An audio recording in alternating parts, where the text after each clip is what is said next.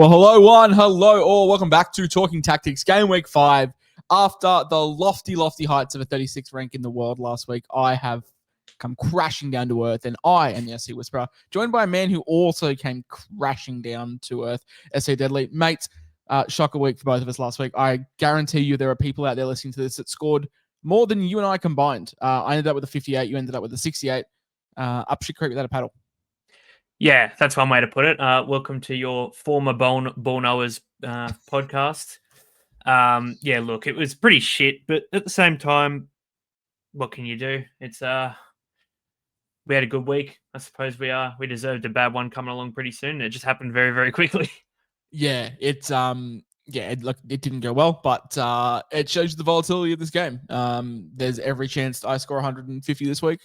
With the exact same team that did nothing last week. So it shows you that the highs and the lows. But we have so much to break down heading into Game Week 5. There was a lot that's happened since the last time that we have recorded and spoke to you guys. So we'll get into that pretty much straight off the rip. Our scores from last week, as you can see on the screen, 58 from me, 68 from Deadly. I just went and had a quick look at my team. I did not get one return. Not one. I got a lot of fives. I got a lot of fours. Reinder's 7 was my top score, so it shows you where we're at. Yeah, I'm very much in the same boat. I had no returns at all, with the ample amounts of clean sheets as well that happened during the week. I only received one, thanks to Pedro Porro. But besides that, it was a shocker, just plain and simple. But yeah, looking at my team now, the fact that I was awake for that Chelsea start time, to see Palmer and Cucurella benched them myself on my team, and knowing that I would have got myself an extra like 20 points or something, keeping my team the way it was beforehand, it's not very nice. I woke up to check the teams and I didn't even look at left back. I'm not looking. Why would I be concerned? I saw no Palmer in the starting team and said, all right, easy, we'll bench him. No stress, no harm, no foul. Woke up to you saying Cucurella was benched. You must have messaged me after I checked the teams, then gone back to bed. I didn't know either until someone in the WhatsApp said. Yeah, I didn't know either until someone in the WhatsApp said Cucurella is benched. I was like, excuse me, what? And I looked again. I was like, oh shit. Jarrell Hatto's starting. What the hell?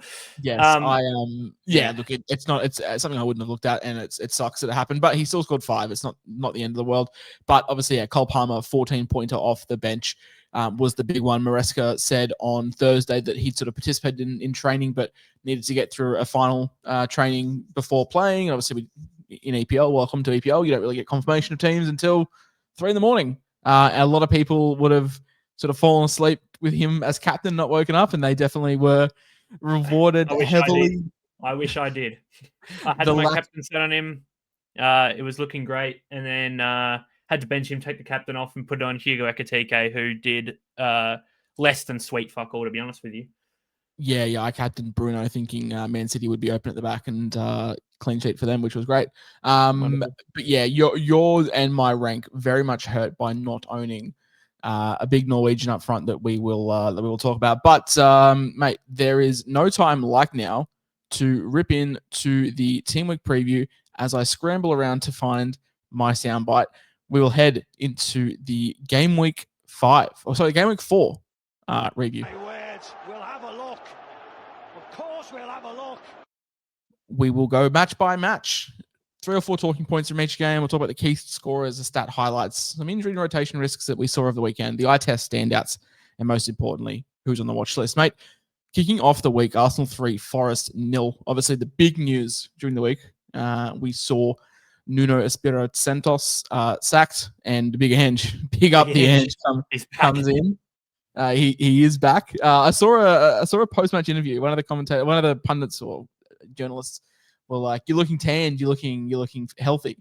And Ange said, "If a manager's tanned and a manager's healthy, it means they've been out of a job, and I'd rather be pale and not well." So good to see Ange at the back, and we know Ange loves attacking football on the front foot. So it's great to see him in his first game put up 0.2 XG in his first game back, up against the might of an Arsenal defense, 1.84 XG, 2.2 for Forest.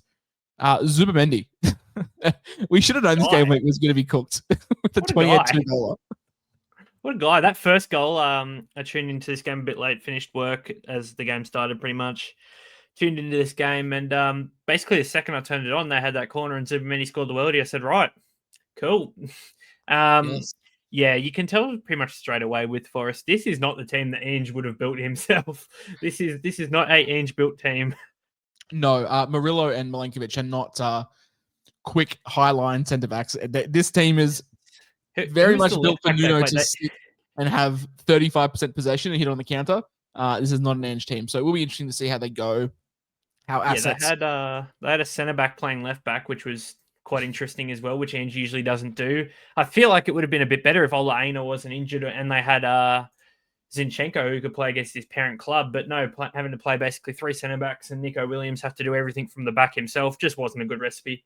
You can tell that straight away. So they'll be very enjoyable to watch with Zinchenko back next week, hopefully. Yeah, I'm really keen on Zinchenko. I think we were talking about him last week if he was to come in and play that inverted role, which Ange definitely used last year at Tottenham. But yeah, I'll aim out for up to 3 months, which is going to be huge for them. Yeah. Gabriel, 14 points with a clean sheet. Eberechi Eze getting on the goals and assist tally for Arsenal with a 13-pointer. Injury and rotation risks, mate. Martin Odegaard came off in the 18th minute mark with that reoccurring shoulder issue that we've sort of touched on. And Murillo off in the 37th minute with a knock.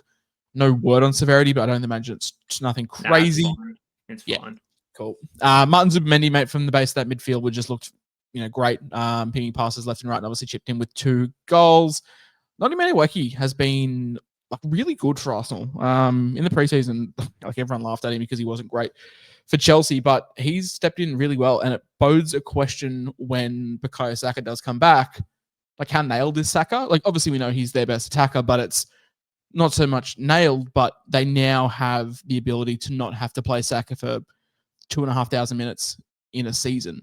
They can finally give him some rest. So does the induction of Noni Madueke hurt Bukayo Saka? I probably think it does. We know that Madueke can play off the left, but you now have Martinelli, who scored 2 goals in the Champions League overnight, and obviously Eberechi Eze is killing it. You've got Max Dowman as well, so plenty of options for Arsenal. Plenty of good times to be Mikel Arteta.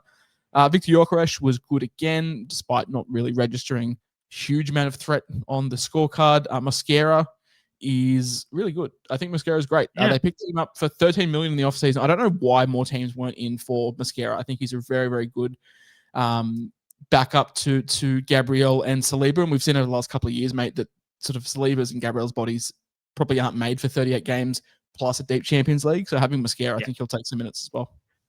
Yeah, 100% agree. And it's sort of a weird one with him because he was sort of recruited to be like a left back, right back replacement for, the Ben Whites and the Jurien Timbers and Calafioris and whatnot. And Mosquera, he can't play centre back, and he's basically had the preseason to transform into a centre back, and he's looked perfect since he's played there. And I saw a couple other shows talking about who's going to be Saliba's replacement, and people were saying Calafiori back to centre back. They must not know Mosquera is just the guy. Yeah, Mosquera's good. Mosquera's very, very good. So he'll definitely get some minutes this year. Forest looked very, very flat, especially after Murillo came off. He provides a lot of shape, provides a lot of communication from the back there. So when he came off, they sort of fell apart. In saying that, only gave up sort of 1.8 chances to a very free-flowing attacking Arsenal team. So that defensive DNA is still there, but 3-0 on paper looks a lot worse than the XG suggests. And Eberechi Eze played very good. Thoughts with Manchester City this week? Next week is the ideal time to bring in Arsenal players. We sort of touched on that when Saka did go down. We sort of mentioned 6 or 7 would be the time to pick them up, and you can start maybe picking them up now, but you do have to contend with a pretty tough fixture in Manchester City this week. Victor Gyökeres. I think Gyökeres is probably the safest in terms of the front 3 of the attackers, as he's competing with Martinelli. Martin Odegaard's competing with himself and staying fit. Bukayo Saka obviously has now had a knock, and Noni Madueke's playing fantastic. So, in saying that, even Victor Gyökeres isn't nailed. Kai Havertz is still going to come back, and we do know that Arteta does love Kai Havertz. Does Havertz play a little bit deeper in a 10 role covering for Odegaard, or does he play off the left or right? But Martin Odegaard, the injury does open things up, but I think Gyökeres is definitely the safer of the recurring first players. Yeah, 100%. I agree. But we know Arteta likes to get a bit weird, and we saw in this game Gyökeres came off in about the 70-minute mark, and good old Mikel Moreno struts his way back up to the number 9 spot. So fair enough. We didn't even mention Leandro Trossard either, so he's Leandro Trossard as well. He's in the frame as well. So you'll notice a theme as cup competitions get more congested. We will probably start to pivot towards more teams like United that don't have other commitments. And this is going to be a big talking point, I feel, this week with obviously the news of Robert Sanchez potentially not playing any Prem games while the Champions League's on, and Philip Jorgensen's going to be playing all Prem Cup games, which is an interesting topic to talk about, I feel, because, most of the goalkeeping replacements, they're in Europe too, and they've got some decent backups as well. So once the domino falls, you might just be making constant trades. We'll have to wait and see. But for now it's a big talking point. Yeah, we'll talk on Chelsea and their goalkeeper dilemmas very shortly, because I know Robert Sanchez is a huge commodity. Next game, somehow we spent 8 minutes on that game. Bournemouth 2, Brighton 1. Bournemouth 1.45, 2.62 for Brighton in terms of XG. My guy Semenyo just continues to be him. 24 points, 1 goal, 1 assist. Alex Scott 16 points, 1 goal. Yukiba Minter 13 points with an assist. Hugely popular Supercoach asset Jack Hinchelwood came off after just 3 minutes for Brighton and will miss 6 weeks. That's devastating for the two teams that own him. Maxime de Kuyper off, which what looks like an MCL injury. We'll talk about buy, hold, and sell, but he is definitely a sell. Unfortunately, just didn't reap the rewards of what we thought. From the eye test, this was interesting because Justin Kluivert has been on the bench after a disrupted preseason with injury and fitness and whatnot. We know that he is genuinely first choice pen taker. The streets won't forget his hat trick last year that just went pen. But this year, it looks like Anton Semenyo on pens for Brighton. We'll need clarification from the manager to confirm that. But good to see that Semenyo is taking pens. Yukiba Minter looks very good for Brighton. Evan Nilsson had his chances. But as Deadly writes here, besides Semenyo, can't really get behind any of these guys in Supercoach. Apart from our boy Adrian Truffett. Alex Scott could be interesting in the midfield. Just quietly, Truffett was pretty bad in this game. Yeah, not good. Hey, I'll take the 4 points as my vice captain. So probably should have looped. Wouldn't have been any worse than Bruno Fernandes. But this game was a game. Not a huge amount of assets from the team. Alex Scott, who you bring up there, he's an interesting one because I don't think he's ever going to play a full 90, but in the 70 minutes he does play, he does produce. He's him. So he just needs to play minutes. There is a, I don't know, it's probably a bit of a riskier pick. But there is definitely some money to be made with him this week. So keep an eye out. I'm not like going from the hills. Both these teams have limited assets. I'm keen on Senesi. It's just too expensive. That's why we prefer, Truffett at the price. And I'm glad that we told everyone not to buy Senesi, and he didn't have a clean sheet, which is always really nice. Thoughts? Semenyo can't stop getting the action. Absolutely. He's a very, very good player, and I don't think he'll be at Bournemouth next year. He's too good for Bournemouth. Mate, Crystal Palace, naught. Sunderland, naught. 1.77 XG to 1.36 for Sunderland. There were chances galore here for Sunderland, especially one John Philippe Mateta, who just continues to get himself in front of the goals, but can't finish them. I'll tell you what, Robin Roves. What a guy. He's turning into prime Buffon. There is. If this is your first year at EPL, we said Ricardo Calafiori is the GOAT. You might mistake Robin Roves for Buffon. Why did Man City sign Donnarumma when Robin Roves was available for about $5 million? But it was definitely a game for Sunderland defense to feast. Obviously, 1.77 XG would suggest that there's a lot of blockages, a lot of tackles, a lot of clearances. So Hume with a 16-pointer and Tyrick Mitchell with a 13-pointer as well. For the injury rotation risks, game 1 hero and game week 2 trade-in target Daniel Ballard expected back for Sunderland, which is great. Enzo Lafise also a good chance of returning, with Ismail Assar a good chance of returning this week. He was very much up and down before or during the international break. There was mixed reports of he's fine to 2 weeks to 6 weeks, so it looks like he's on the sort of 2 week side of things. Mate, talks to the eye test because Rose unbelievable. He was awesome. Anything that Palace had plenty of good chances. There was one from, I can't remember who it was, one of their midfielders anyway, absolute screamer, looked like it was going to go top bins, and Robin Roast just said nope, just tapped it out. It was awesome. He was easily player of the match, and Footmob gave him a 9 rating for this game, so it's fair enough to see. Sunderland's defense just as a whole, they're obviously new acquisition, Noni Mukiele, was really, really good at centre back, and El Dorate as the other centre back as well. It makes it interesting for Daniel Ballard. He's probably, like, most weeks he's first choice Sunderland, but after those guys' performance, I'm not sure he squeezes back into this squad straight away. But seriously, Sunderland in this game, no attacking threat, and it seriously shows without Enzo Lafay as the main guy. And Sunderland's manager came out throughout the week and said that once Lafay's fit, he's straight back in. We need guys like him. Which sort of leads me into the thoughts where I think Enzo Lafay is, if he's back this week, which I believe he is, he's a guy I'm seriously considering. Just with a decent run coming up for Sunderland. Obviously, it's Sunderland, so no run's really great, but he looks awesome. He's obviously one of the best players in this team.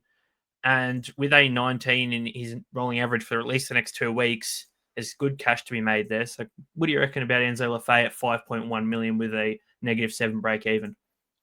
Yeah, he's the focal point of the Sunderland attack. Like without him, they're nothing. Between now and game week 12, they've got 2 fixtures that I hate. That's about it. So Villa, I would argue Villa are the worst team in Europe right now. In terms of like the top 5 major leagues, I think Villa are the worst team in Europe right now. They're the only team in the top 7 English leagues that hasn't scored a goal. They're 20th for defense and 17th for attack in the Prem. Like they're shocking. Like they're awful. Forest, United, Wolves, Chelsea's not great. Everton, Arsenal's not great.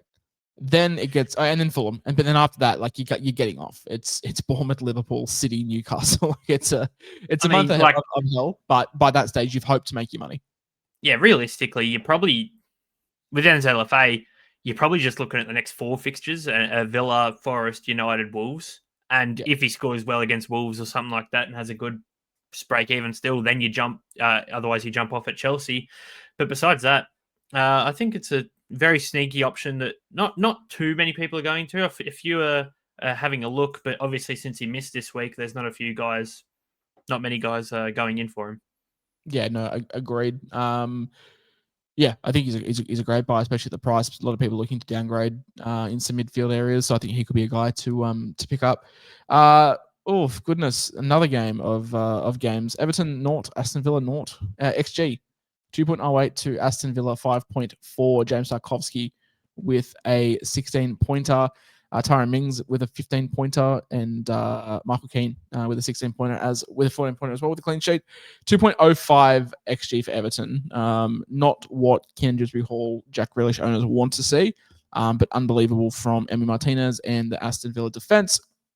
In terms of rotation risks, Yuri Tielemans came off at halftime for Grossend for more attacking threats.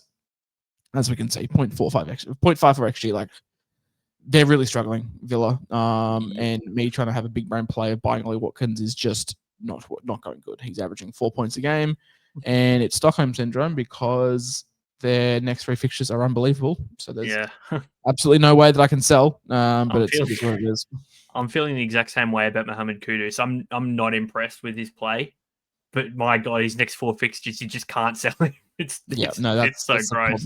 The problem with Kudus is like he's always looked good on the eye, but struggles to score. But we'll talk on Spurs shortly. From the eye test, Emi Martinez, shows why he's probably a top 5 keeper in the world still. Beto had a chance that I don't know how he didn't score. He almost had that 2 XG. I reckon 1.3 of it was him himself. Just one goal. You'll see the next point. Michael Keane had more XG than the whole Villa team by himself. He had 0.55. Villa suck. Villa are so bad. Jack Grealish looks good, but no return, which sucks for people that bought. James Garner playing left back is a choice from David Moyes, but doing very well there. He's been great. Yeah, he's been good. It's just a choice. Thoughts Villa assets suck, but like It's grim, right? It's grim because they look so bad. And I can understand selling. Like, trust me, I get it. But Sunderland, Fulham, Brentford, Burnley. Sunderland, Fulham, Yeah. Burnley. In 3, like, I can't sell. You just can't. No. I can't. Not with 2 of them at home. From there, like, it's grim. It's Tottenham, City, for Liverpool, Bournemouth.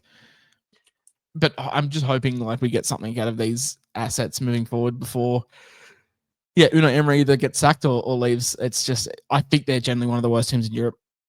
Yeah, I agree. Shout out my FPL team who is currently ranked 200,000th with Ollie Watkins and Morgan Rogers from the start of the season. So if I chose someone different, spent my money elsewhere, I'd probably be first in the world. So shout out Aston Villa for sucking. Yep. This game makes me very sad. Fulham 1, Leeds 0, XG of 0.85 to Fulham to 0.79 for Leeds. Burton with a 13-point clean sheet. Wacky Manderson 13 points with a clean sheet, and Kenny Tete with 11-point clean sheet. And Joe Rodon, I played him, and he shout out Gabriel Goodmanson. Shout out Gabriel Goodmanson. This is what the people needed. 96 minutes absolutely fucks me. This is what the people needed. You'll notice in the eye test I wrote, Goodmanson's own goal had to be match fixing because there is no way you could score that perfect of a header if you're not match fixing. What the fuck? I'm sitting here like I had to play. So it's a double whammy, right? So I played Rodon because I was never going to play Palmer unless he started. And if Palmer started, I would have just started him over Thiago. So like it's a huge swing because Rodon gets a clean sheet, he gets like 15 points, and it matches Palmer. I'm like, okay, cool, I can stomach it. But it's a massive swing. Rodon ends up with 5 points, and Palmer ends up with 14. And it's a 96-minute own goal that kills me. In saying that, do love the look of Leeds' defense against these sort of like middle table teams. So happy to start him this week against Wolves. Injury rotation risk. Dan James came on and then came off within 11 minutes. Not good for a muscle injury for a man that relies on speed. I test Fulham have a real habit of making games poo-slingers. Welcome to Marco Silva ball. It's not good. Yeah. Goodmanson's own goal must be match fixing. Yeah, it was a shocking header. So great. But yeah, this is just 2 defensive-minded teams putting up a poo-slinger. It is what it is. Thoughts? I have zero interest in anyone on either team. I agree. Both these teams suck. All right. We had a string of just shitters. We've had 4 shitters in a row. Newcastle 1, Wolves 0. Newcastle 0.155 XG. Sorry, 1.55 XG to 0.5 for Wolves. I'll tell you what, Wolves are not a good football team. Kieran Trippier, 17 points with a clean sheet. Jacob Murphy, 14 points with 1 assist. And the new recruit, Nick Voldemarte, 14 points and a goal. For anyone that's never watched European football before, go watch just Voldemarte play. He is a unique man. He is big. He is slow. There's a highlight. There's highlights of him on YouTube. There's like a 6-minute highlight tape. If you find it, go fucking watch it. It's unreal ball. You see this big 6'5" whitey just dribbling like he's Messi, and then just shakes the shot or something. I don't know what he is because like he's not big and strong. He's not big and fast. He's big, very slow, very weak, not physical, but technical. He's got a good touch for a big lad, as people would say. Like, he is unbelievable with his feet. He is a 5'7" player trapped in a 6'5" person's body. Yeah, no, exactly. He's a strange footballer, but got a goal on debut and looked good. And a lot of people are flocking to him, and I think it's bad, but we'll talk about that soon because Johan Visser should make his first appearance for Newcastle this weekend. Jorgen Strand Larsen for Wolves should be back as well. Eye test, you've written here, Wolves are horrible. I agree wholeheartedly. I think I might just leave that as the first thing for the eye test for the rest of the season. Every Wolves game pops up. That's fair. I can see why Jorgen Strand Larsen wanted out. Trippier turning back the clock. Newcastle came in with a clear crossing game plan for Voldemarte, and it worked well. Yes, he is a big man. Big man. Yeah. It's prime Louis van Gaal ball. Just whip it into the box and hope for the best. Hope Zlatan's there. Pretty much. Yes. Nick, you heard it here first. Nick Voldemarte is Zlatan Ibrahimovic. If you've written here, if Nick Voldemarte has a contribution against Burnley, I'm seriously consider looking at him. Need to see with him with Visser. Yeah, I'm curious on what they do. Curious if they play a 2 up top because Eddie Howe's never been a 2 up top kind of guy. But I don't know what they're gonna do. I actually have seriously no idea. Like Isak's probably going to play. I was just going to say Isak's like the I'd say like top 10 striker in the world. So having him, it's easy to have a focal point. But without him, like, what do you do? Like, do you play like a 2 up top system? But I'm just trying to think of how it would work. You got Ramsey, you've got Gordon. Like, it's just a weird mix. Wissa has played on the left. I wonder if he does that. But surely you're not paying 65 million for Johan Wissa to play left wing. Surely. Not a 29-year-old Johan Wissa relying on speed, Bernie, and like that's just no speed. Like you've got Wissa at 29 years of age, you've got Voldemarte, and you've got Anthony Gordon. Zero speed. I don't think Eddie Howe. You've also got no speed from the midfield. You've got Bruno Guimaraes, you've got Joel Linton, and you've got Sandro Tonali. Like there is just 25 speed on your FC card for all 6 of those players. I don't know if Eddie Howe even knows that 2 up top's even a formation. Like, so I don't know how this is going to work. No, I'm very, very curious, and that's probably why I'm just staying away from Wissa and staying away from Voldemarte until we get a clear idea. Need to see them play together. I can't even consider either of them until I see them play together. 100%. Oh goodness! After the highs of last week, West Ham 0, Tottenham 3. XG. Mate, we're getting cucked on the XG. Holy shit! West Ham 0.6 to Tottenham 1.29. Got a worldie. Yeah, I mean, and also our goalkeeper has fucking glue for hands. Just sucks. Shout out John Victor. Still my goat. I saw that he signed with the Prem Club. I didn't realize he got picked up. He's a Forest. He's a Forest. Yeah, I didn't realize that Forest picked him up after all that dilemma. So pick up John Victor. I miss him. He was the best West Ham player I've ever seen for about 5 minutes. For about an hour, yeah. Mickey Van de Ven, 25 points, 1 goal, 1 clean sheet. People who bought him at the start of the season are feasting. He's done very well. Lucas Bergvall, 23 points, 1 goal, 1 assist as well. Christian Romero, 19 points, 1 assist. Also 1 clean sheet in my UCL fantasy team. So big ups to Christian Romero. Injury and rotation risks. Thomas Souček will miss a couple of weeks after picking up a red card in this game. And our season falls apart. Yep. Don't ask me about it. And Dom Solanke should be available for selection this week.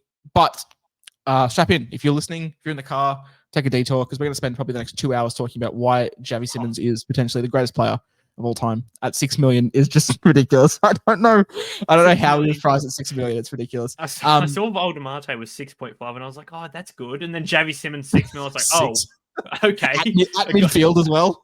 A guy who's like 3 times as better in the midfield. Oh, wonderful. Yeah, unbelievable. Yeah, Xavi Simons is very good at football. He was great. Lucas Bergvall was unbelievable. Tottenham centre backs were outstanding. Yeah. Annoyed that I didn't go with Romero or Van de Ven or sort of hyping up that Spurs defense. Yeah. I was Spurs' biggest defense preseason. I was like, oh, Vicari's going to be great.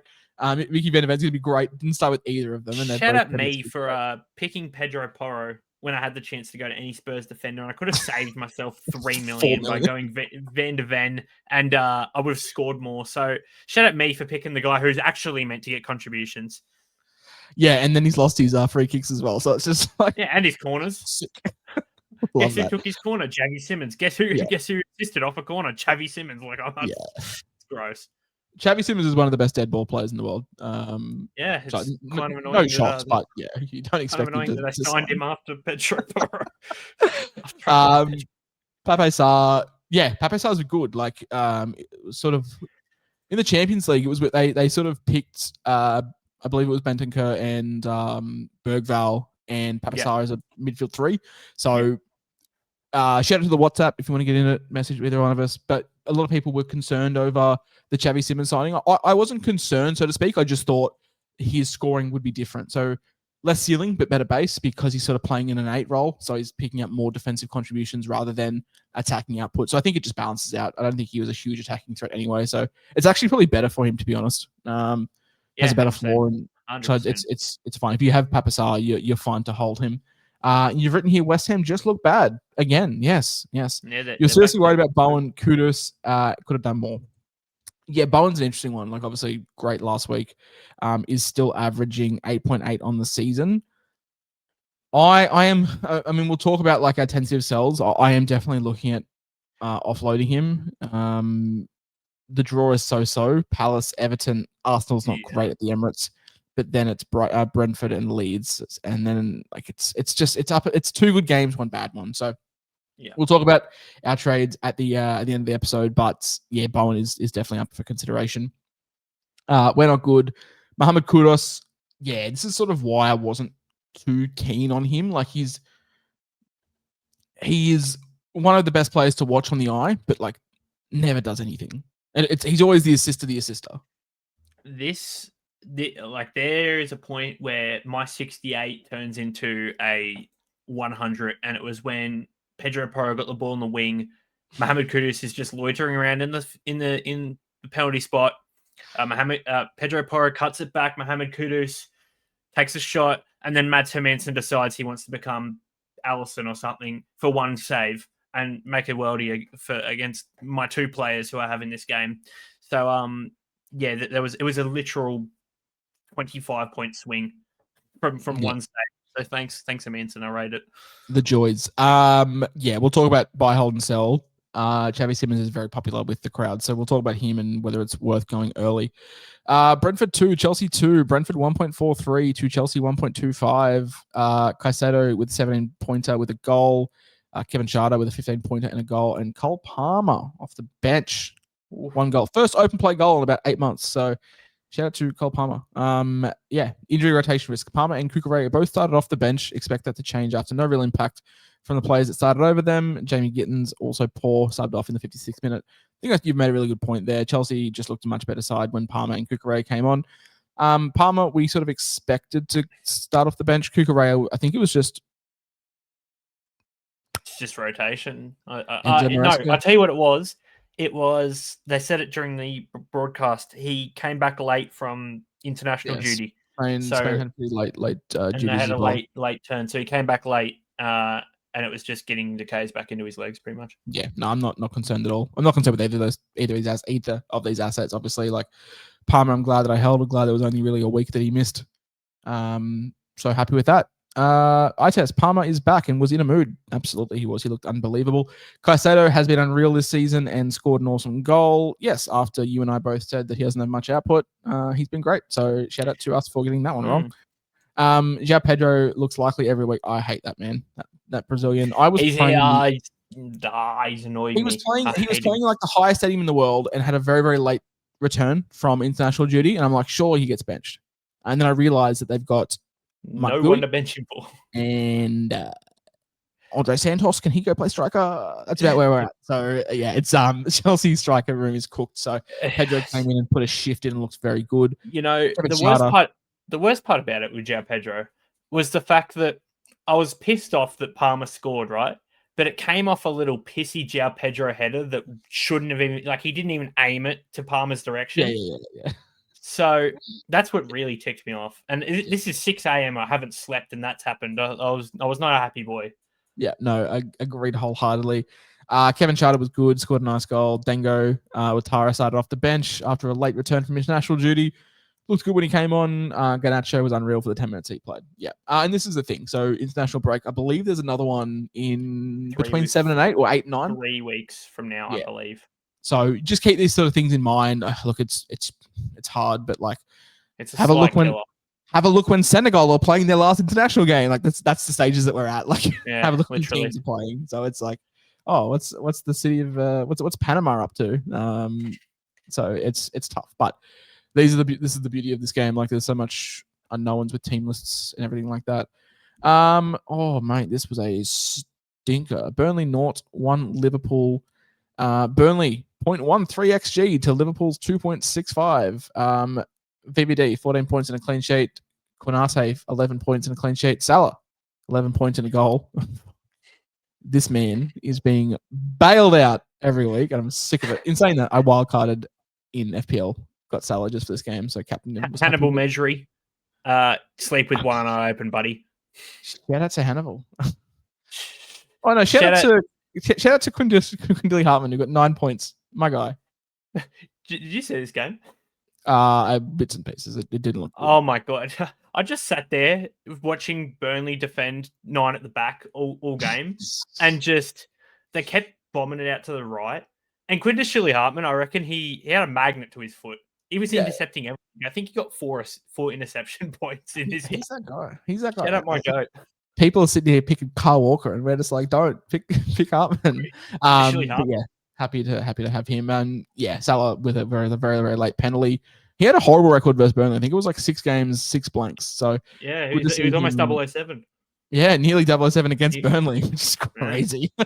But yeah, gets his goal. Ukachukwu off and will miss the next few weeks after picking up a red card. Alexis McAllister subbed off right before halftime with an injury, but it was only minor apparently. Milos Kerkez was hooked after a shocking 38 minutes to start the game. He has not been good this season. This is a guy. This was one of the most 38 worst minutes in football history. This was a disaster class. He got a yellow card. He got a yellow card within like 2 minutes, and I think the only positive stat that he had in his name was he had 65% pass accuracy, which is fucking tragedy. Yeah, no, I'm going to be honest. Like he's been shocking. He's been dreadful to start the season. There is a cheeky world where if he finds his way back to some form, he's got like a 23 break even, and he's like 6.5 million. So if he can get down to like, if he can get down to like 5, we will. It'll take a while. It might take a while to bet into the slot system. So it's funny. Like we were sitting at the start of the preseason, and everyone was on Kirkosh and everyone was on Frimpong, and we get to Gameweek 4. Frimpong's played half a game, and Kirkez has probably played one good half in 4 weeks. So shows you like not everything's a slam dunk, unfortunately. But yeah, he was very bad. You've written here, expect Isak to start potentially this week.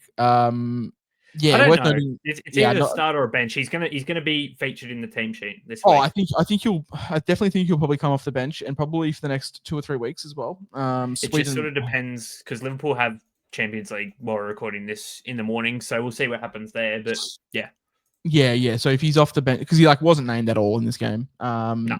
If he's off the bench tonight in Champions League, then it does change my trade plans. Like I've planning on not making a trade again this week, which is very boring. But Ekatike might be on fraud watch, but we'll have a look. They play Everton in the Merseyside derby, so could be good. Salah owners bailed out with a late pen. Konate VVA looks good down the back. Hartman was Burnley's best. Andy Robertson came on. Shout out to him. And Hugo Ekatike couldn't get near it. Look, it was it's funny, like people are sitting there being like, "Oh, a slam dunk fixture." A team like Burnley are very happy to come away with a point in this game. Like they're never going to play this game to win. Thrilled with the way they were going. Yeah, but they were never playing to win the game. So yeah, not good. But I've got faith that the assets will bounce back. Yeah, thoughts on this game? Will Isak start next week? Definitely have a look at Champions League matchups tonight. Obviously, don't wake up. Doesn't really matter for you guys, but in the morning, just pop up, have a look and see if Isak came off the bench. I'm very confident he doesn't start tonight, but just see if he gets some minutes off the bench. And if he does, how many minutes? Because I think they play again in 3 days, I want to say. So worth noting. It's the Friday game. They got a 2-day break. Oof, 2 days is not good. So yeah, definitely on minutes watch for Ekatike / Isak. And the last game of the week. Oh, goodness me. The most depressing game of the week, some would say. Yeah, for me, with my captain. Manchester City 3, United 0. City 2.63 XG. I reckon 2.62 of that came from Haaland. 1.52 to Man United. Erling Haaland, 24 points, 2 goals. Just want to say, in the international break, for anyone that wasn't familiar, Haaland scored 5 goals and 2 assists in one game against Moldova. I mean, yeah. I mean, hang on, in 2 games, how many goals did he score the week before? Did he score a double? He scored 1. Right, so in 3 games, he's scored 9 goals and 2 assists. Yeah, that's my player in FC 26 couldn't even do that. No, I couldn't play a play career on. He's just the GOAT. He's just the best striker in the world. We did, to be fair, we did mention it for, I reckon, how long was our podcast last week? Like an hour 15, I reckon. For about an hour and 5 minutes, we did say we were watching this game from behind the couch or something because I just didn't watch it. I just didn't wake up. I just deliberately. I mean, I watched like 20 minutes of it. Saw Foden score, and I was like, all right, if I'm going to wake up to a Haaland goal, I know it, but it's fine. Yeah. And I woke up to 2. But no, like he's the best striker in the world. Yeah, he's great. Closely followed by Mbappe, but yeah, like Haaland's just the go. And the way that City play, they just play like a funnel. Like Haaland does fuck all apart from score goals. And he scores a lot of goals. In saying that, maybe it's some copium talking, but he did this last year. He started like a house on fire last year and then did fuck all for about 10 weeks after. He has had, I think he's had 6 XGI in the first 4 weeks, and the next best is Brian Mbeumo with like 2.1. He also in this game had like 6 shots, and I think he Oh, and totaled Bromo's like been great. 0.8 I XG. generally think that Bromo's like an option. Yeah, Which I is still crazy. do. I'm just waiting for him to drop money, and I want Matthias Cunha back too. Yeah. Ahmad's not good, not in that camp spot. Get him back to wing back now. No, agreed. He was bad. There was 22 men on this field, and it wasn't just Erling Haaland. Phil Foden, our guy, 18 points with a 1 goal, and Jeremy Doku 16 points with 2 goals. Injury rotation risk, yeah. Diego Dallo was back. I saw a lot of people message me, and they were selling Patrick Dorgu. And I was like, look, you can sell him. He'll play this week because Dallo was out, but I don't even know what he finished on. He probably finished on like 2 points. So yeah, Dorgu. No, yeah, he was United's top scorer in this game. He had 6. Oh, He mate. was good. I started him. He was great. What a call from me. I told Breno to not sell him and just wait a week. But yeah, Dallo expected back this week. Mazraoui lose his spot. Yeah, he was very bad. Poor. Yeah, very not good. Eye test. Haaland is inevitable. Donnarumma. Oh yeah, Donnarumma. Oh yeah, I forgot to mention Donnarumma. Yeah, Donnarumma. Yeah, that guy, one of the best goalkeepers in the world. Yeah, he played in this game too. I'll tell you what, money can't buy you good genetics. His hair is he's trip to Turkey soon for Donnarumma. Hey, if James Trafford's got to have something over Donnarumma, I guess. 26 years of age, and he's having a trip to Turkey in the off season. Shout out to Donnarumma. He's looking disheveled, but no, he was great. Hot take: one of the best goalkeepers in the world. Pretty good at football. No, yeah, no, shock horror. Jeremy Doku was really good out wide. Patrick Dorgu was good, conceding 3. Bruno needs help. Bruno needs a lot of things: a new club, help, a passport, more help. Go anywhere else. The number 10 jersey. Yeah. What are we doing with Bruno? Are you like thinking of selling? I'm good for now. It's more so the fact that he has shown more to me than Bowen. Like Bowen's been all right. I'm 100% selling one of them this week. But the thing is Bruno, I've sort of expected this to happen because he had a bit of a tough start. Obviously, Arsenal game week 1. Yeah. City this week. He's got Chelsea this week. I'm not expecting much, but it's more so the Brentford, Sunderland matchups, the Brighton matchups that are coming up that I'm more interested in. Yeah, I think the Fulham game was an outlier, like the 1-pointer. Like I think in this role, like your floor is 6 points, which is fine. Like I'll take that. Was just it was obviously an outlier. If he scores it, if he scores a pen, he finishes on 16. Remember, I mean, he missed the pen and lost himself more 6 than that. points. Yeah, he finishes on like 22 or something. It's ridiculous. So it's a huge swing. Donnarumma, sad because he's very expensive. He is 7.7. We sort of skipped over the Robert Sanchez talk for Chelsea. Oh, we did too. Yes, sorry. What are you doing? What are you doing with Robert Sanchez? We probably should give some context. So, a Chelsea sort of fan page retweeted a quote from Enzo Maresca. He said Robert Sanchez will start in terms. Sorry, tomorrow talking about the Champions League. Robert Sanchez will start. Philip Jorgensen, will play games in the Premier League, UCL, FA Cup, and Carabao Cup.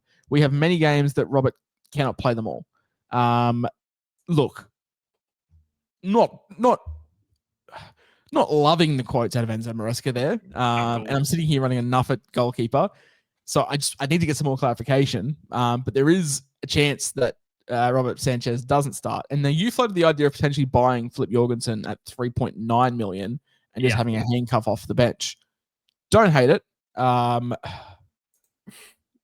love those quotes from Maresca, I'm going to be honest. But you need to be, if you're going to do what I'm thinking you're doing in getting Jorgensen, you need to be a sicko like me and stay awake till. Oh, because it absolutely like you cannot loop and go to bed because you can wake up with a Philip Jorgensen 2-pointer captain. You have to be awake. Make sure that whoever's starting is starting. Like it's only for the real sickos, this sort of idea, which I'm one of them. So I'm probably my biggest problem is I somehow can't find the 400k to go for Tyra up to Philip Jorgensen without losing out on someone I want. So 2.3 million in the bank. I don't make trades. So look, it's not great. I'm gonna wait for press conference. I'm gonna wait for press conference from Maresca and see what gets said. Who knows? Sanchez might get injured tonight and be out for 3 months, and then Jorgensen becomes a must-have. So, I'm going to be waiting for press conferences. I would imagine. I would suggest you guys to look out for them as well. But Sanchez is not like nailed. We did think this in the preseason. I just didn't think it'd be like this severe this early. Yeah. But Yeah, they've had a pretty Especially the packed. fact that Sanchez played every game besides the injury last year, and they had honestly a better backup goalkeeper than yours. And they also had a very, very deep. They also had a very, very deep Club World Cup. Obviously, won that, so they've already played, probably 10 games more than other teams would. So definitely worth keeping an eye out on. But yeah, that was the review. We got done in 44 minutes. It seems to be the standard. But let's talk about our fraud watches, mate, because I've got 11 names. Leave the football. 11. The football leaves you. Yes, leave the football for the football leaves you. Maybe the football's left to me because my top scorer was a Tajini Reinders 7 with a 6-pointer as a captain and a 14-pointer on the bench and a 9-pointer on the bench. My team stunk. I got no returns at all. Yes, fraud watch. There's a plenty of. Is your number one fraud around. watch a French striker from Merseyside? No. Oh, My number one fraud watch, and shout out to this man, Mohamed Kudus. How can your team score 3 goals? You're basically involved in everything, and you can't finish a simple 9-yard P roller past probably the worst keeper in the Prem. And also shout out Hugo Katike, who I captained, but that's just stupid on my part. I'm not going to blame him. I knew Burnley were going to play 9 at the back and still did it. But I'm more so blaming the fact that Cole Palmer decided to be him, even though he's coming off the bench. I was more hoping he just didn't come on. no, Would have been better. It's so typical, right? Hasn't scored an open play goal since like January, and then scores on the week that he's off the bench, which is great. My fraud is an English striker from the Midlands, Dolly Watkins. Absolute fraud. Fraud team, fraud manager, fraud color scheme. Not even the best claret and greys after West Ham. I'm gonna drop another quick fraud on you, and I think you'll like this one. Shout out to the 18.2% of teams that have Lenny Yoro for his -1, and he's now lost money at the cheapest price in the game. Nice. Yeah, if you started with Lenny Yoro, just remember I told you not to. Cheers. Yep. Great. Mate, I've never seen a soundbite that may encapsulate both of us more than our Supercoach talking points. It can't go on like this, can it? It can. I surely hope not. It definitely can. Nick, I surely hope it cannot get any worse. Shout out to the top scorers of the week. Mateta's Magic with a 201. I can only dream of scoring 101, let alone 201. He outscored us. Nearly doubled. Almost doubled both of us combined. Yeah. He had captain, or sorry, they had captain Haaland for a 24-pointer. Fucking they had Zubamendi for an AE of 28. They had Semenyo, and they didn't play Mickey Bendeven's 25. Oh my god! I just want to let the people know that on the run sheet I wrote didn't play Van de Ven 25. LOL. Yeah, still scored so 200. could have had like way more. Talking points, mate. We've sort of covered all the major ones. Obviously, the huge talking points will come out of European and midweek games. So out of the 20 Premier League teams, there are 10. So half the league are playing midweek games, whether that be Carabao Cup, UEFA Champions League, or Europa League as well. So look, in terms of night one was overnight, time of recording, which was Wednesday morning, and nothing came out of that. No injuries, which was very, very thankful. But there could be restings, and I think press conferences. Basically now that European football started, we've sort of alluded to it for the last 3 weeks, but now that European football has started, it's going to be more than ever important to listen out for press conferences. In saying that, don't take press conferences with a grain of salt, because Eddie Howe would tell you that Johan Vis is fit, and then we find out that he's out for 9 weeks. So shout out to just keep an eye on Liverpool. They're going to be the big one. They got the 9:30 kickoff. They kick off the week on Saturday night after playing tonight at 5 a.m. So they literally have like a 56-hour break between games. So just keep an eye on Liverpool, whoever they start, because I can guarantee you there will be some restings against Everton. The thankful thing is that they're playing at Anfield against Atletico Madrid, and they're playing at Anfield against Everton. So they're not. There's no European travel, which is very thankful. No planes, no cabin. Thank God for that. Oh my God! Whoever started in the Champions League, you could write them off if they had to travel from Spain. Yeah, absolutely. So yeah, they're the huge ones. And then we'll talk about trade trends. There's a couple people in there. And I just want to give a quick update to Euro Wizard Bruno Huss. He's first in our mini league in the Talking Tactics mini league, and he's 8th overall. He's got 127 this week. So big ups to Huss. It's still very congested at the moment. Just another one I have to give a shout out, unfortunately. Second in our mini league, Dan's when I pee, aka Dan Burns when I pee. My good mate Lachlan, really close friend of mine. Second in the mini league, 9th overall. He'll fall off, and I'm sure I'll send him that clip, and he'll be very happy for me to give him a shout out. So yeah, congrats to both you boys. Hope your season keeps going, except for you, Lachlan. Actually, I don't care. I hope you dropped to 4,705 like me. Big ups to both of them. We'll talk about the most popular trades, trade-ins, trade-outs. We'll talk about the people are buying. We cannot replace him. We cannot.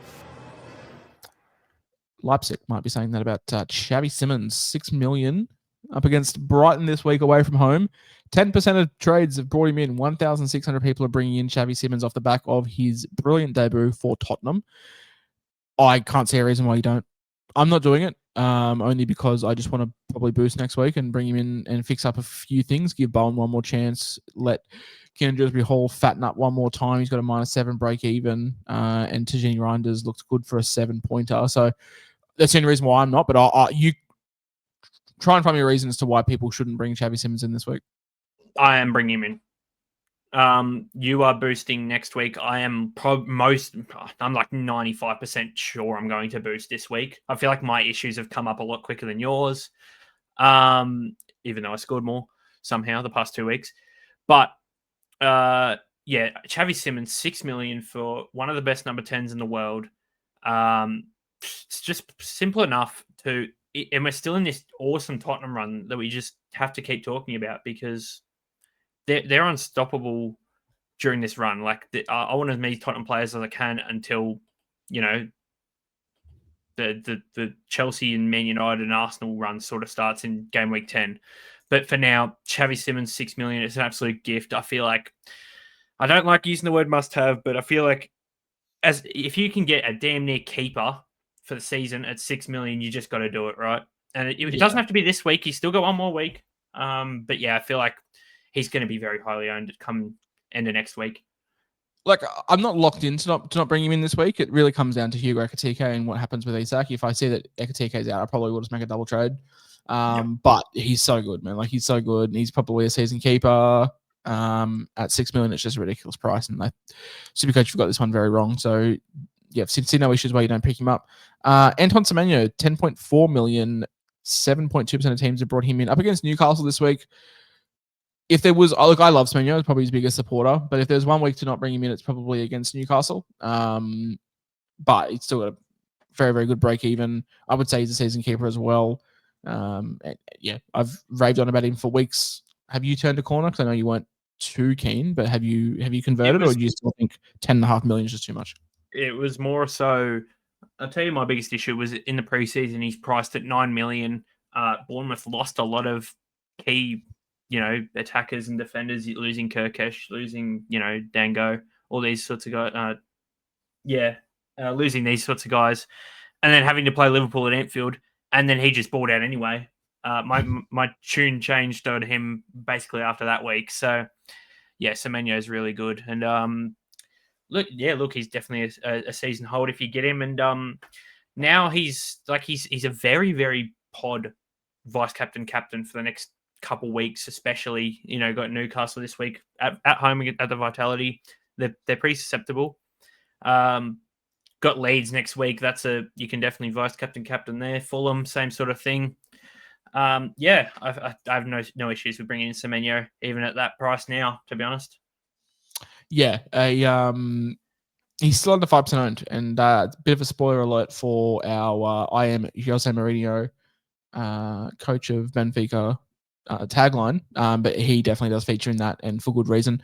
Number 3, Mickey van de Ven, 7.69 million. I think this is a bit of an overreaction, to be honest. Look, I love Spurs defense. I just think if you didn't jump on Van de Ven at 5, like you're now paying 2.4 million as a premium, I don't think Van de Ven's a keeper. And how much more juice is there worth in the squeeze? Maybe a That's little the bit, that, but not that's the enough. big question: is do you see Van de Ven as a keeper? If you do, and you can see him staying healthy, and you see him as a season hold, I have no issues bringing him in. If you don't see him as a keeper and you're using him for money with the potential to score points, I feel like there is better options. A -5 break even. He's going to be 8 something million, and if Brighton score this week and he doesn't do anything, he's not going to make too much more. Like he's already made 2.4 million. No, and like I'm looking at sort of the best defenders from last year. I'm looking at Daniel Munoz. I'm looking at Gabriel. I'm looking at Tarkovsky. I'm looking at Virgil van Dijk. Like, is Van de Ven in that caliber? I don't think so. Yeah, no, I don't think so at all. To be honest, I swear this happened last year. Like, I remember Van de Ven scored like a worldie goal against United in FPL, and everyone flocked to him, and like he was fine.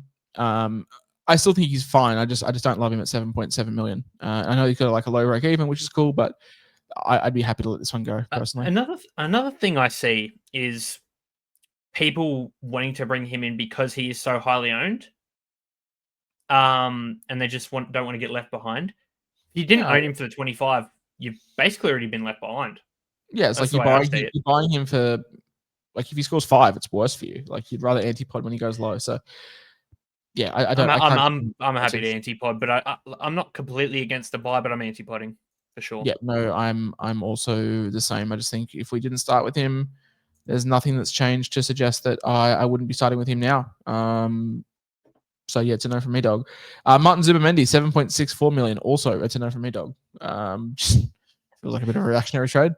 Yeah, I mean, slightly. It definitely is reactionary. He probably won't score 28 again. But at the same time, if he somehow busts out a decent score against City, he's going to make good money. And like at some point, it brings up a point we spoke about last week. If you haven't brought in these money makers like Calafiori, or Timber, or a Grealish, or these sorts of guys who have made serious bulk cash to start the season, where's your money coming from? And a Zubimendi to get you 2.5, maybe 3 million over the next 2 weeks isn't a horrible option. I guess it's just I'm a much more conservative trader. Yeah, especially in this format. I agree. I think money will come, but if you feel like you're getting left behind and there's absolutely no one on your team making cash, he's one I'd look to. But I'm more interested in the Spurs guy who we will talk about in a second. Yeah, no, I think I hold a very similar sentiment. Erling Haaland. Is he a keeper? Do you think we're going to end the season with the best striker in the world? Yeah, absolutely. Like up against Arsenal this week, it's not ideal, and I would advise waiting a week. I know that the break even is going to be very low, and he's going to be even more expensive next week. I'd rather just find the money next week and pay the slight premium for him. Yeah, I wish I could do the same, but I genuinely have to bring him in this week. Like I've looked at it. I have zero way of getting him next week without selling 2 primos if I don't pick him up this week. Even if he goes 2. Oh, that's fair. I'm not sitting here saying, "Oh, don't buy Erling Haaland. He's a bit of a trap." It's just in an optimal world, we just pick him up next week. But yeah, if you pick up Erling Haaland any week, I feel like it's a good trade and week. So yes. Of course. It's fine. He's very good. You're keen on Lucas Bergvall, 5.8 million has gone up 1.4. So we missed the 4.4 purchase. But talk to me on Lucas Bergvall, because it seems like minutes in the midfield have sort of opened up for him a little bit. Yeah, a lot. That's my big thing. Is Franks looks like he loves him now. He's giving him more minutes week by week. Didn't play many against City, came off the bench, but that was due to just needing to play a more defensive team, and he's a quite attacking player for a midfielder. But yeah, very, very good run, as we spoke about with Tottenham, Brighton, Wolves, Leeds, Aston Villa, Everton, next 5. And with a 20 score, 26 in the rolling average for the next 2 weeks, he is going to make bulk cash. And even if he doesn't start this game week against Brighton, it's still going to be good enough to the fact where you're going to make 2.5 million guaranteed. Yeah, no, that's a fair shout. Moises Caicedo, off the back of a really good score 2 weeks ago, we said no. Had another good score. I'm still saying no. I'm still saying He's no. way too. Yeah. I mean, you didn't pick him up. It's the same sort of sentiment as Van de Ven. You didn't pick him up at 6.75, whatever he was. Why pick him up at 9? You know, He is playing United, and they're not very good at football.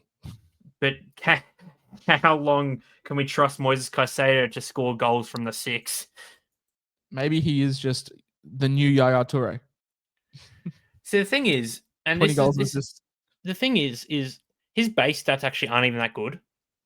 And like without the 2 goals, like I'll take those 2 goals out of it. He's averaging like 6, maybe. That's with 2 clean sheets. So yeah, no, it's a no for me. It's a no dog. for me.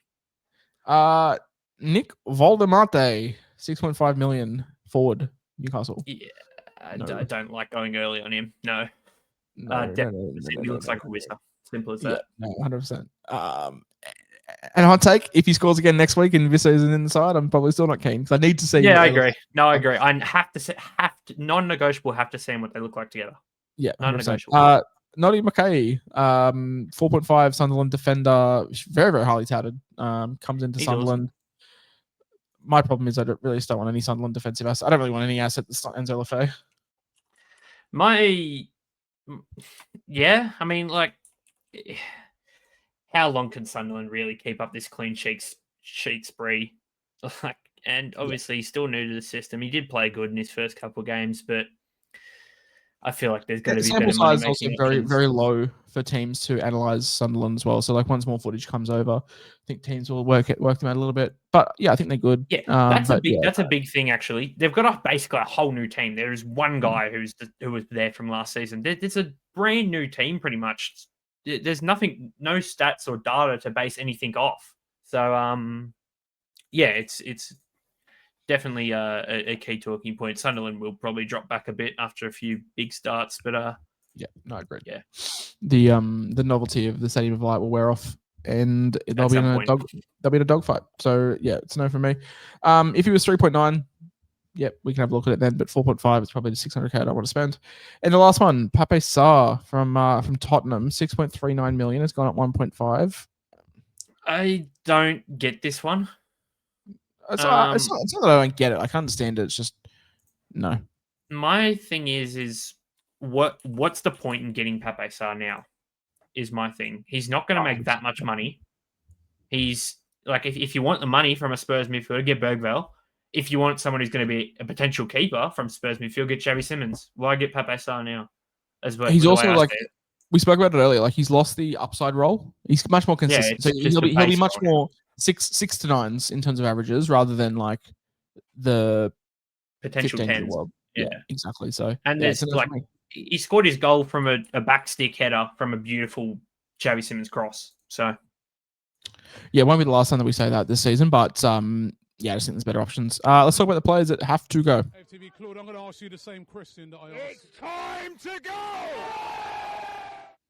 I was praying for this day.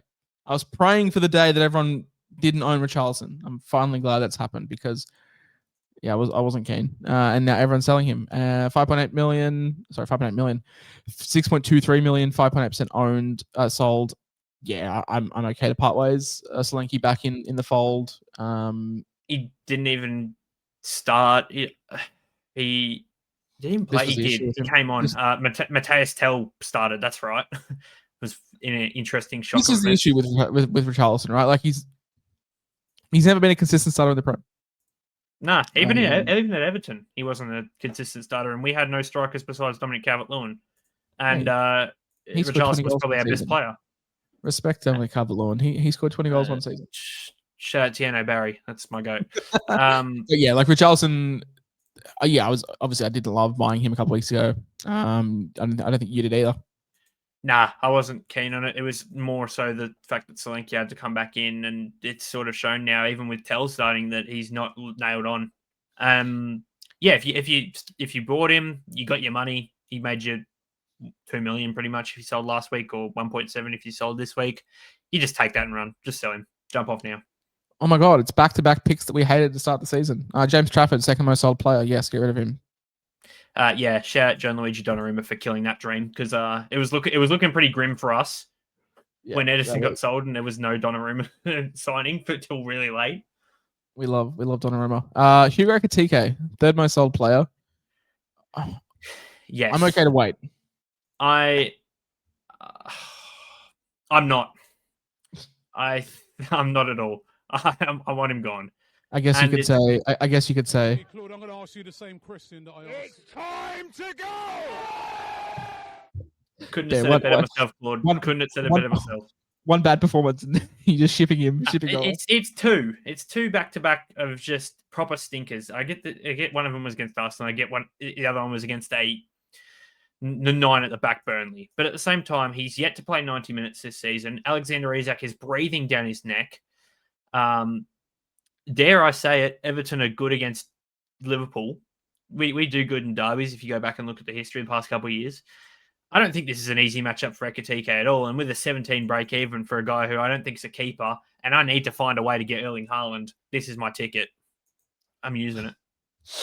Yeah, I'm going to hold for one more week. I think Ekitike versus Everton's better than Haaland versus Arsenal.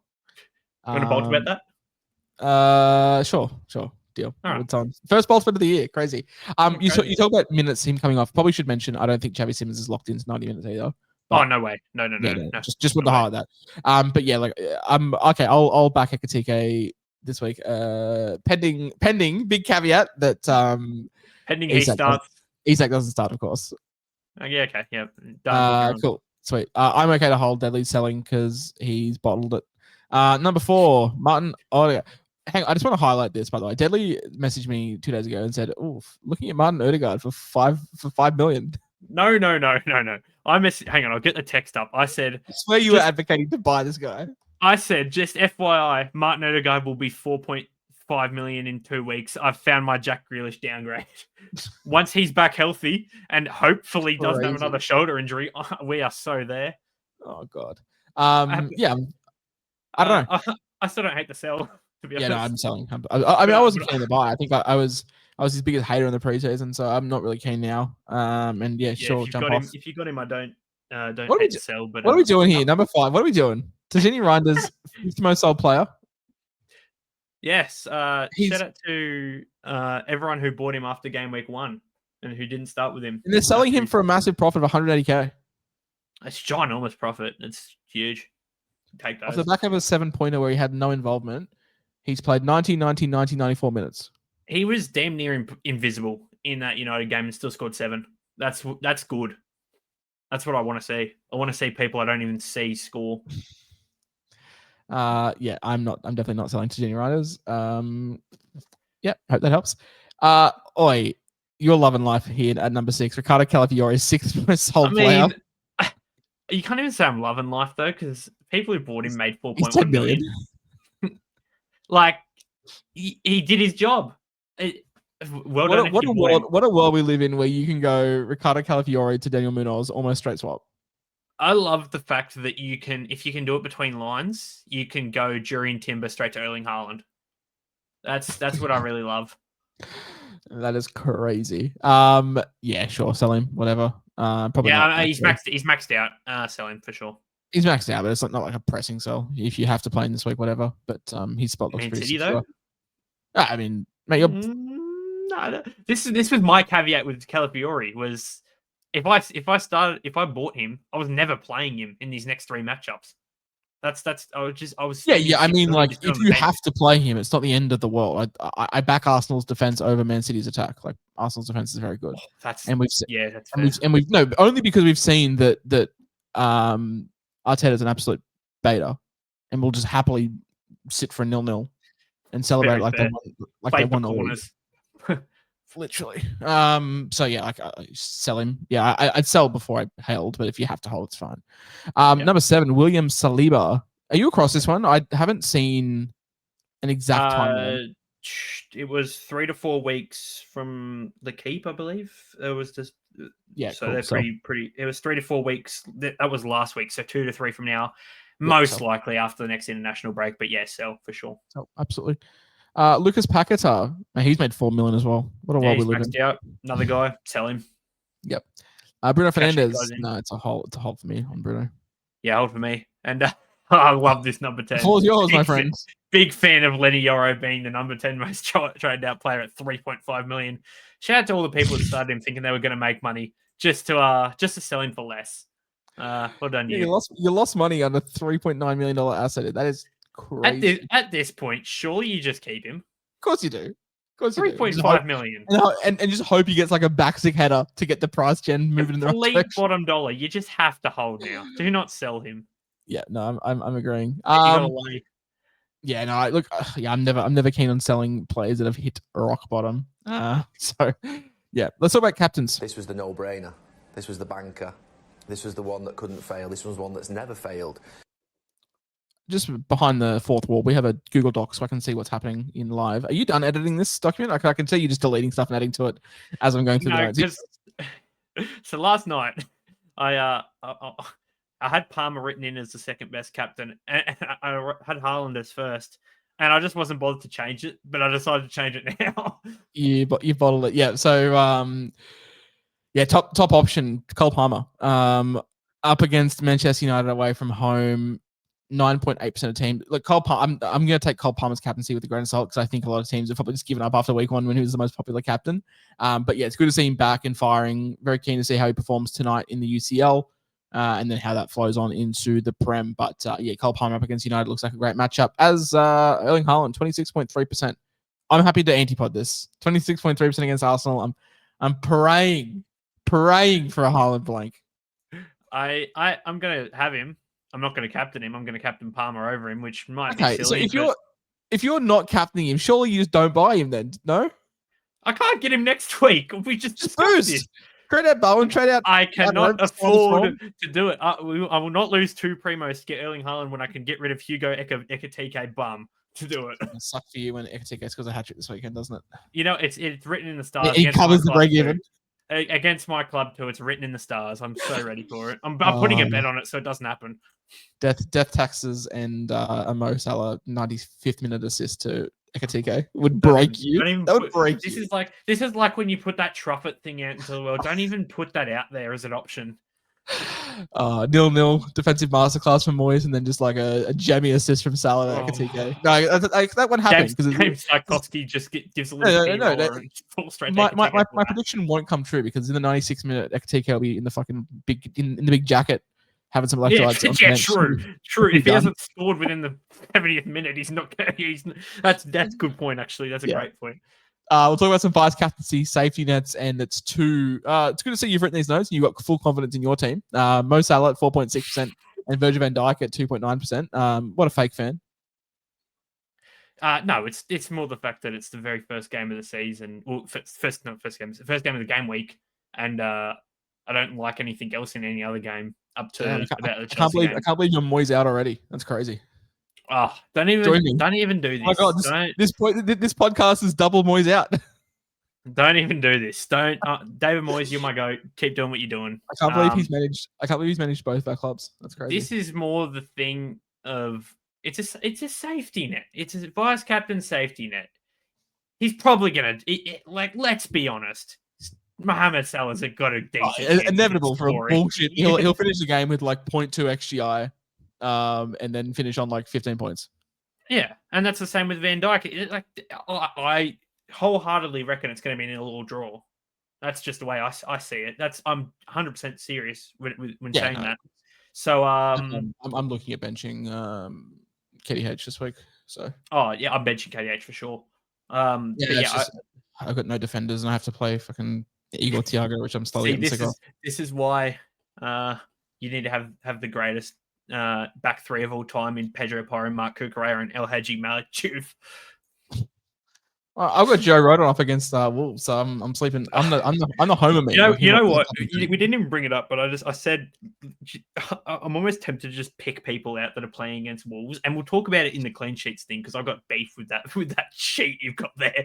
But Salah and VVD, they're back on topic. It's safe. They're pretty safe people to put the VC on for the first game of the week.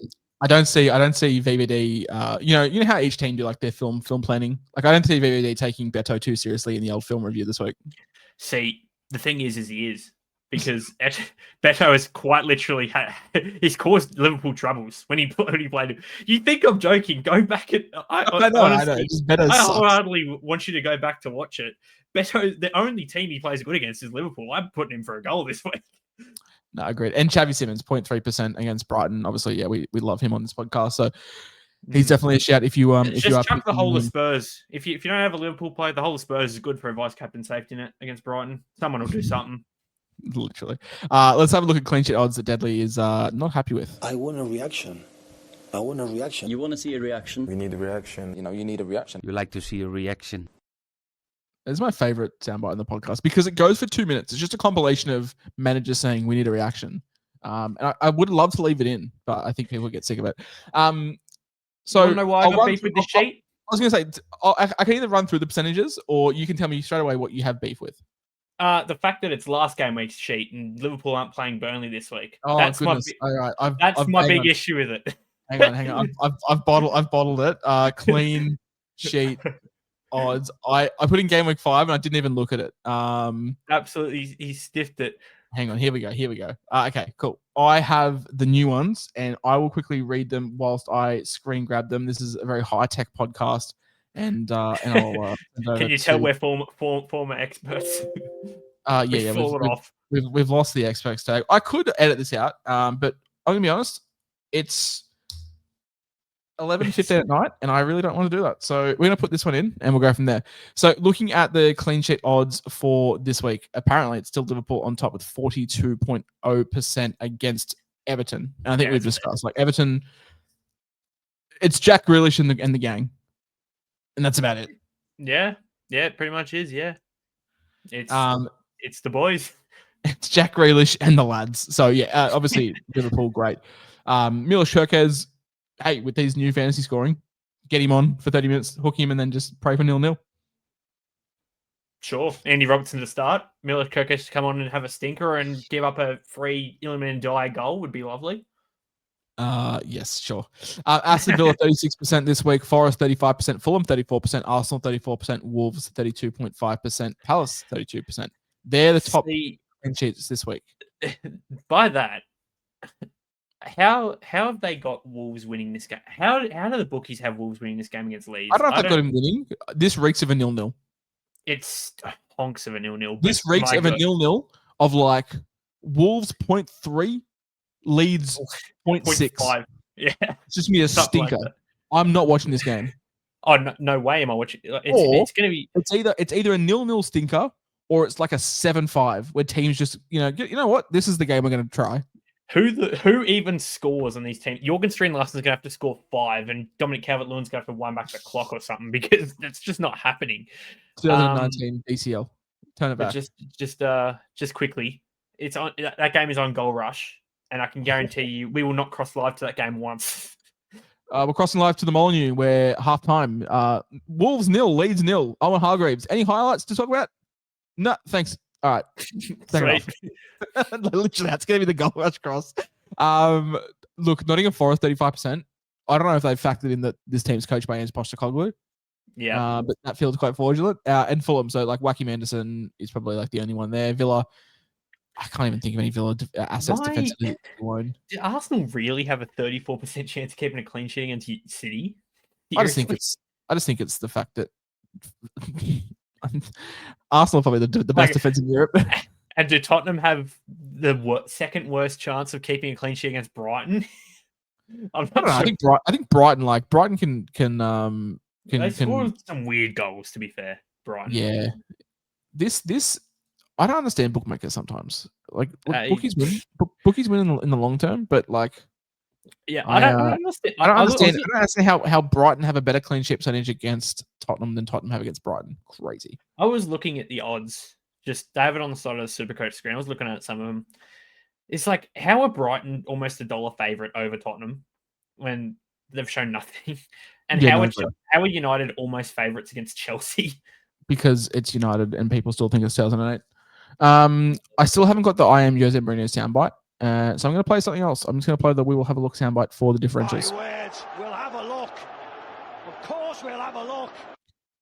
I've also just realized this week I haven't recorded what times the time stamps are. So people in the comments, I'm very sorry if you got to this stage. I didn't write them down. You didn't do it last week either. No, I didn't do it last week either. I'm very bad because I'm like the main host of the show because I just deal with an amateur on the other side in saying that does write on my notes for it, which is great. So these are the top 5 players that I think under 5% owned that have severe upside. And number 1, Daniel Munoz. I think he's in this list every single week. He's making chances for fun, and it's just he's being ruined by variance, but it's going to come a time where Munoz is going to start hauling. He's 11.3 million. He is still performing very well this season. I think he's a great guy to have. Anton Semenyo at 10.4. Jaden Anthony at 6.5. I think he could be a really interesting one. I think he had the 3rd most XGI this season. 4th most XGI. I think it goes Haaland, Semenyo, Brighton Bomo, and then Jaden Anthony at 6.5 million. I know it's Burnley, but there will come a time where Burnley have a nice string of fixtures to jump on them. I think he could be a great guy. Jean-Philippe Mateta, 6.5 as well. Happy to have double Palace here.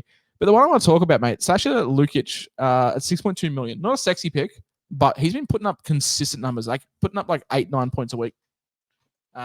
So they're the 5 that I think under 5% have some really nice upside. We'll talk about our moves and our strategies heading into this week before we wrap up. Look, you're probably a bit more exciting than me, so I'll go first because it's nice and sharp. I'm not looking at making a transfer this week. Shock horror. We're 5 weeks in. I've made 1 trade, and the only reason I made that trade is because of injury. So I'm very boring. I will keep an eye out for Enzo Maresca and comments that he makes because I want David Raya, but up against Man City this week, it's like it's not ideal, but you know, we know David Raya will play every single game of every single week, and he'll be a set and forget keeper. And we've made some money on Robert Sanchez. He's 7.3. We'll move off him. Looking at my defense, yeah, I'd love an upgrade. I've got Kukureya, I've got Truffert, I've got Rodon, I've got Diouf and Hartman. Would love an upgrade there. Hey, yeah, the lads. The lads. Gang. Hang on. These guys are ballers. Kukureya averaging 11.5. Truffert averaging 7.8. Joe Rodon averaging 7 points a game. Diouf averaging 7.6 and Hartman averaging 6.5. They're the lads. They're just performing. Look, would love a keeper there. Definitely eyeing off Gabriel from next week. So that's probably where I'm sort of looking. Run is gorgeous. Yeah. So definitely looking at like a Sanchez to Raya, Rodon to like Truffert or Diouf to Gabriel, and then maybe like a Bowen to a Simons, and then have to deal with Ekatike probably the week after next to Haaland or something like that. Like, yeah, I'm looking at some options, praying that Robert Sanchez does play this week because it does free me up. But Hugo Ekatike is the big one, pending Isak. But right now, as it stands, no planned transfers for me. But you are much more active than me this week. So talk me through your team. Oh, it's changed every 5 minutes, to be honest with you. I can't give you a definite answer on what's going on, but I can give you a short list of 5 guys who I want. There's like 5 or 6 guys I'm basically locked into. It's going to be 3 of these 6 guys. Erling Haaland, Xavi Simons, Enzo Lafay, and then it sort of just ends up in goalkeeper territory with, do I go Tyra? Thanks to Rob. Obviously, do I go Tyra to Jorgensen and have the handicap, or do I go Sanchez to the guy I'm looking at? Is probably boringly Allison, but it's going to be the same sort of scenario. Does he also get rested some Prem games? So I don't know where I'm sitting on that. I'm just going to wait for a bit on the Chelsea sort of stuff and decide with the keepers later. Ekatike is definitely one I want to get out this week to Haaland. That's almost a non-negotiable this week. It's just how I fund it. And the way I'm looking at doing it is Jared Bowen, who we've spoken about a couple times, where Palace, I reckon, is a tough matchup this week. Everton, up and down, but realistically a good matchup. Arsenal, tough matchup. Brentford, they're so-so. Leeds, same sort of thing. The run's not awesome. Like, it's okay, but it's not good enough to the fact where I still think he's top 5 min, and saving 4 million on Xavi Simons, who has a better run.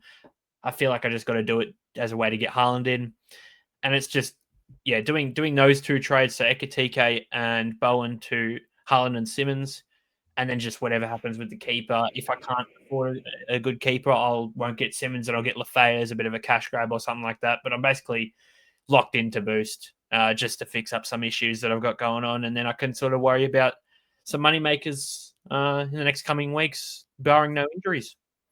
Yeah, no, it's good. I think it's interesting because like our teams will start to look a little bit different. Obviously, you and I have very similar thinking patterns in terms of the preseason, so we ended up with similar teams to start the year, which would suggest by sort of our ranks and our total points not being too far away from each other. So it'll be good. Over the next couple of weeks, we'll probably go a bit different. I've definitely been quite cautious in the first 5 weeks because I do want to launch and almost have like a mini wild card, like maybe go back-to-back boosts and sort of spend 6 transfers to sort of set it up for the next 12 weeks or so. And that's probably something I'm going to be looking at doing this season, is making a lot of trades in short, sharp bursts. I think we have 6 boosts to work with, so I could even do like a double boost in terms of like stage them throughout the season, almost having like 3 mini wildcards to make.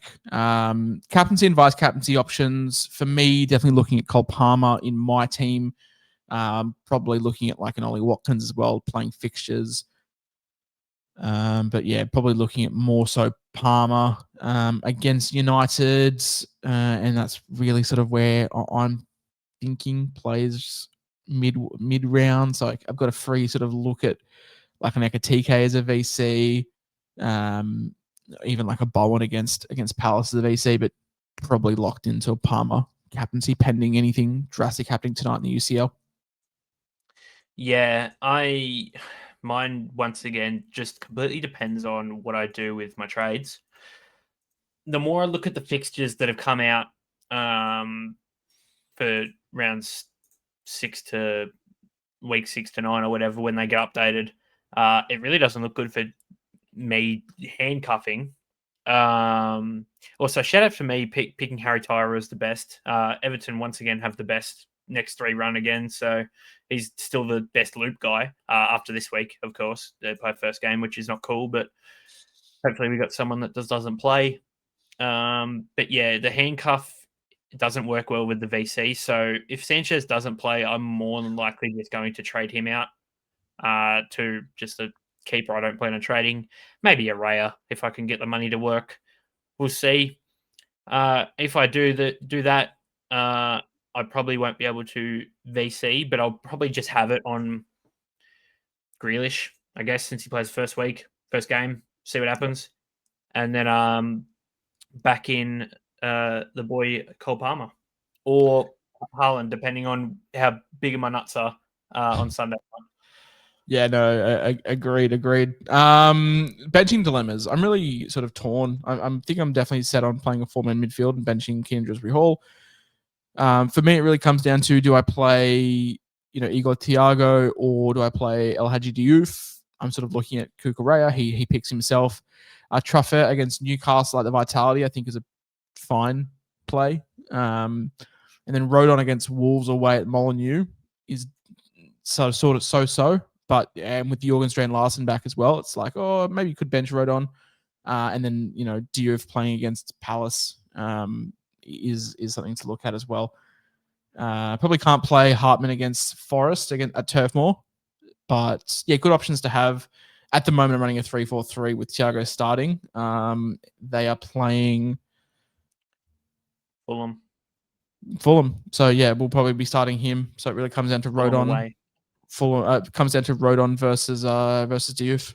I'm not really sure where to sit on that.